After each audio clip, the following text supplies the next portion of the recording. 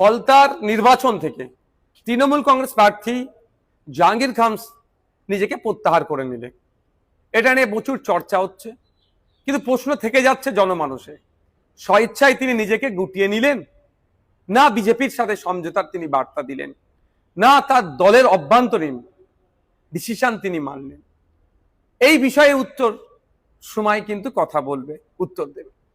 কিন্তু আমার একটা জিনিস থেকে যাচ্ছে, আমার মনে হয় দুটো জিনিস খুব হতে পারে।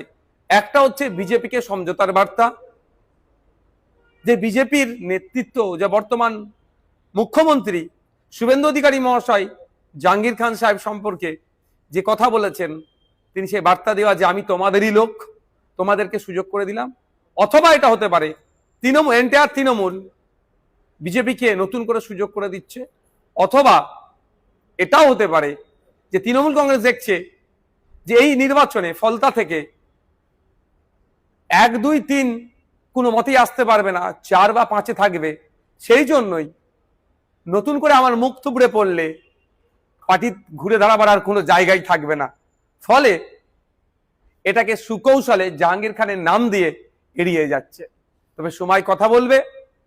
তবে তৃণমূল কংগ্রেস যে দুর্নীতি অন্যায় করেছে, সেই অন্যায় দুর্নীতির আর মাপ ক্ষমা বাংলার মানুষ করবে না।